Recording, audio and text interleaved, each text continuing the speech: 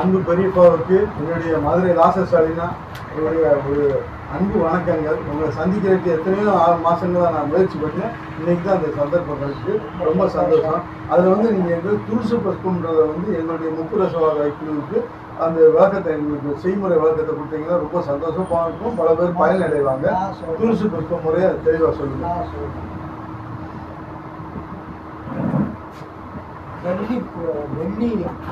வெள்ளியா காக்கில வெள்ளியா சுத்தி பண்ணது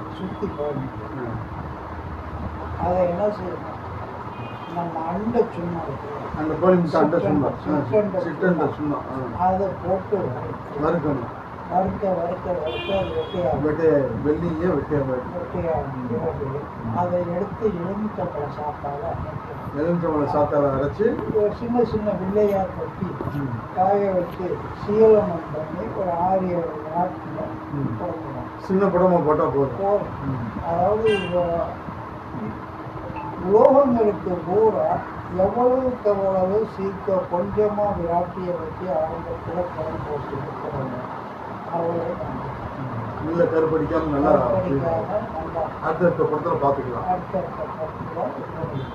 ஒரு அதிகமாக வச்சோம்னா அது இறுகி ஒன்றுக்கு ஆகாது, ஒன்றுக்குமே ஆகாது. கிட்ட மாதிரி ஆகுது. ஆமாம், கிட்ட மாதிரி போயிடும். அது இடிக்க வராது, அரைக்க வராது, ஒன்றுக்கும் ஆகாது.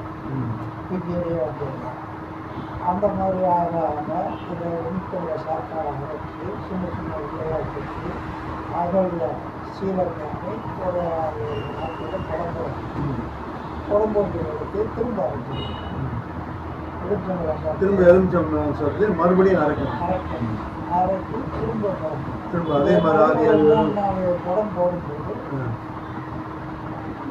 சின்ன அதே அளவு தான் எரிச்சிட்டோம்.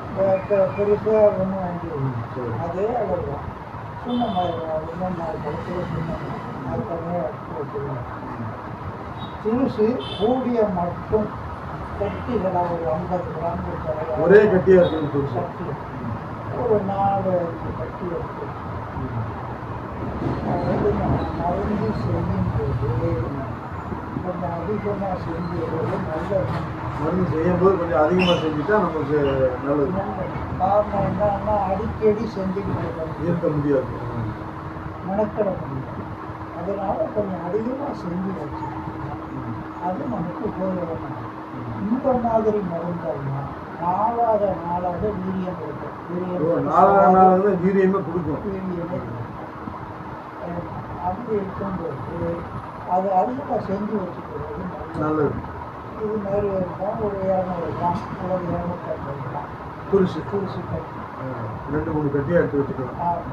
பெருசாக கிடைக்கிறோம். இந்த துருசி கட்டிக்கு கவசம் பண்ணுறதுக்காண்டி ஒரு அடி நீளம் உள்ள காடா துணியை வந்து சுண்ணாம்பு கல் சுண்ணாம்புல முக்கி எடுத்து காய வைக்கணும். ஒரு 10 கிலோ வச்சுருக்கு. அப்புறம் என்ன செய்யணும், துருசி நம்ம உணவு முறையில் இந்த வெள்ளிய சும்மா இருக்குல்ல, வெள்ளிய சுண்ணத்தை உமிழ்நீர் மேலே குழச்சி மேலே ஒரு 100 கணக்குக்கு தராங்க. சும்மா கவசம் தாண்டி வேண்டியது ஒரு 100 கணக்குக்கு ஒரு பேப்பர் கணத்துக்கு கோட்டிங். ஆமாம், ஒரு 100 கணம்னா அதான் பேப்பர். ஏன்னா பேப்பர்களோட கணம் அந்த இது வருது. ஊட்டில் 40 நம்பர் 60 நம்பர் இல்லை. இப்போ துருசுக்கு வந்து ஒரு கேள்வி இருக்குது. துருசை வந்து சுத்தி பண்ணணும்னு அவசியம் இல்லையா? அந்த மாதிரி அப்படியே பச்சையாக இருக்குது ராவா செய்கிறது. அந்த இது வெள்ளியத்தை வந்து உமிழ்நீரில் வந்து அந்த துருசு மேலே நல்லா அதாவது இந்த சுண்ணத்தை வெள்ளிய சுண்ணம் இருக்குல்ல, அதை உமிழ்நீரில் குழச்சி மேலே 100 கணக்கு கவசம் பண்ணி வச்சுருக்கு. இந்த துணி இருக்குல்ல, இந்த துணி இந்த 4 ஒன்றா வச்சு இந்த துணியை பூரா ஃபுல்லாக மூடி சுற்றி வரணும். மூடி சுற்றி 10 துண்டாக இருக்கும்ல, ஆமாம், எல்லாம் ஒன்றா சேர்த்து இந்த துணியை முடிஞ்சு நூறு சுற்றி கட்டிடணும். துணி எடுத்துக்கணும், எடுத்துக்கிட்டு சுற்றி வச்சுருக்கோம்ல அது மேலே அது மேலே அந்த துணியை சுற்றி ஒரு அளவுக்கு துணி எடுத்து இந்த கட்டி மேலே திரும்ப சுற்றணும். ஆமாம், ஒரு 2-3 முறம் வச்சு துணியை சுற்றிடும். துணியை சுற்றி வச்சு மேலே லேசாக அந்த அது பிரியாமல் லேசாக மண்ணை தடையிடும். களிமண்ணை பூசி ஃபுல்லாக தடை சும்மா லேசாக அந்த பிரிஞ்சு இது பண்ணிடுவாங்க. பண்ணிட்டு இது தனியாக வச்சுக்கிட்டு ஒரு 15 வாட்டி போதும். அதுக்குள்ள இந்த பட்டலத்தை குடம் போட்டு எடுத்துட்டோம்னா குடம் போட்டு எடுத்து பிரித்தாங்கன்னா உள்ள துருசு வெளுத்து போயும் லேசு ப்ளூ கலரும் வெள்ளையுமே கலந்து இருக்கும். நமக்கு யோகா இருந்தால் எல்லாமே வெள்ளையாகிடும். வெள்ளை ஆகாது. காரணம் என்னன்னா அது அந்த இது எவ்வளோ இருக்கும்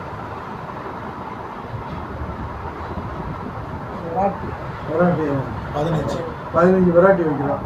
அதுக்கு தகுந்தபடி தான். அதுக்கு மேலே வச்சா ரொம்ப விலையான மருந்து ஆகாது, சாம்பலாக போயிடும். அதனால எரு புடத்திட்ட வந்து கரெக்டாக 7 எருவுக்குள்ள வச்சுக்கலாம். 15 வெரைட்டி போட்டு எடுத்துக்கிட்டு அதை என்ன பண்ணணும், அது இருக்கிற எடைக்கு பாதி அளவு அந்த ஒட்டு சூறணும். அதாவது கிடைச்ச அந்த துருசு வெள்ளைக்கு துருசு ஒரு 1/2 கிலோ போடுறோம்னு வச்சுக்கிறோம். ஒரு 300 அந்த 300 போடுறோம்னா அந்த துருசு இதான பிறகு உடம்பு போட்டு எடுத்த பிறகு எவ்வளவு கிடைக்கும் அதில் பாதி அந்த ஒட்டு சூறம் சிற்றண்ட ஒட்டு சூறம் ஹஸ்பண்ட் சிற்றண்ட ஓட்டு பக்கத்தை வந்து சூறம் சிற்றண்ட ஓட்டை இடித்து இது பண்ணி துணியில சலிச்சிடணும். அதாவது புடம்பட தேவையில்லை. அப்படி சிற்றண்டத்தை வந்து உரல்ல வச்சு நல்லா நெய்ய இடிச்சு துணியில வச்சு சலிக்கணும். உரல்ல எல்லாம் இடியாது. நம்ம அனுபவத்துல சின்னதா உடச்சி இது போட்டோம். நம்ம சின்னதாக தான் சுத்தி பண்ணி எடுத்தோம்னா சின்னதாக இதுல பள்ளத்தில் போட்டு அரைச்சி சலிச்சிடும். சலிச்சாத்தான் அது குறைஞ்சிட்டு இருக்கும். சலிச்சு அதை அந்த இடையில பாதி அந்த துருசி இடையில பாதி இடம் அண்டச்சூரணம்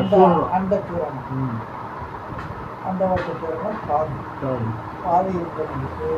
இப்போ துருசி ரெண்டும் சேர்ந்து இது ஒரு அது ஒரு 400 வச்சுருக்கு. இது ஒரு அரம் இருக்கு. ஒரு 50 கிராம் பூரம் வந்து 50 கிராம் சுத்தி பண்ணதா அதெல்லாம் 50 கிராம் பூரம் அதில் போட்டு நம்ம நைட்டு போட்டு அரைக்கிறோம். வெளியே கிராமம் அதெல்லாம் என்ன செய்யணும், ரெண்டையும் நிறைய இந்த குளிர்ச்சியும் அந்த சின்னத்தையும் போட்டு அரைச்சிடும். அந்த சின்னத்தையும் போட்டு அரைச்சி கலந்துடும். அப்புறம் பிற்பாடு இந்த பூரத்தை சேர்த்து ஒரு சாமான் ஒரு சாமான் என்ன சார் இருக்கணும் அரைச்சிட்டு அப்புறமா என்ன செய்யணும், நைட்டு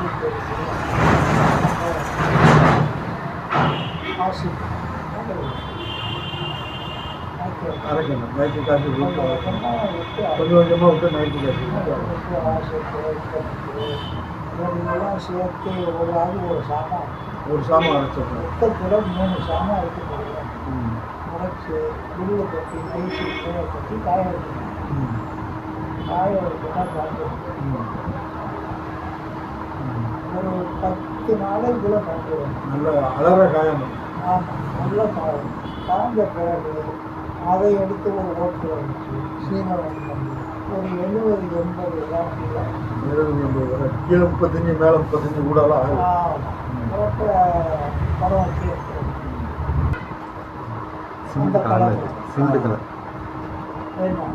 இது இப்போ பேப்பர் கலர் இருக்கிறதுனால கலர் இருக்கிறதுனால அப்படி தெரியுது. அந்த கலர் தான் கிரே கலர், ஒரிஜினல் கலர் இருக்குது. கிரே கலரில் வரும். வேணும். ஆனால் வேலை செய்யும். கொஞ்சம் கலரு மாறினாலும் கலர் எந்த வேலை செய்யும். அதை பற்றி ஒன்றும் இல்லை.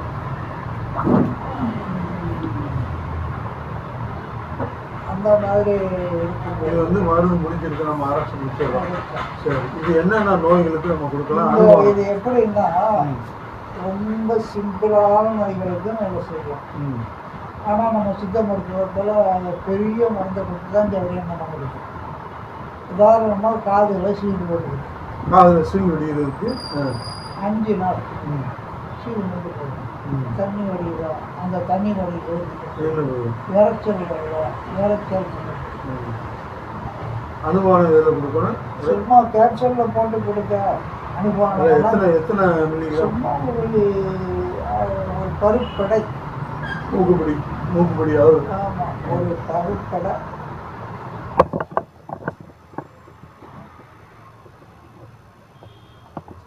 ஒரு பருப்பு எடை இது அளவு. அது ஏதாவது ஒரு இடம் வச்சுக்கிறோம் நம்ம. எங்கள் ஐயா சொன்னதே பரப்படை தான். உங்க ஐயா சொன்னதை அப்படி சொல்றீங்க. தலைமுறையா கிளீனா வருது. 50 வருஷத்துக்கு முந்தி சொன்னது, அதையே தான் இன்னைக்கும் கண்டினியூ பண்ணிட்டு. இது வந்து காது இறைச்சல், நீர் வடிகிறது, நீர் வடிகிறது, சீல் வெடிக்கிறது, எல்லாத்துக்குமே காது சம்பந்தமான பல்லு சொத்தைக்கு அங்க வைக்கணுமா?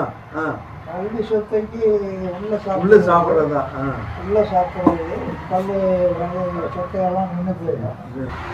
அப்போ அந்த துரிசு பருப்பத்தை வந்து வேற என்னென்ன இதுகளுக்கு கொடுக்கலாம்? ஒரு 15 வருஷமா எனக்கு புண்ணு ஆறலைன்னு வரலாம். புளி புண்ணு மாதிரி இருக்கு, ஆறாத வேணாம் கொடுக்கலாம். ஒரு 20 நாள் ஆறு பத்து வந்து காஞ்சி போயிடும். ரெண்டாவது என்னன்னா கொலை கொலன்னு எந்த இடத்துல கொலை கொலன்னு புண்ணு இருக்கும் அதுக்கு கொடுக்கலாம். பட்டை இருக்கிறோம்.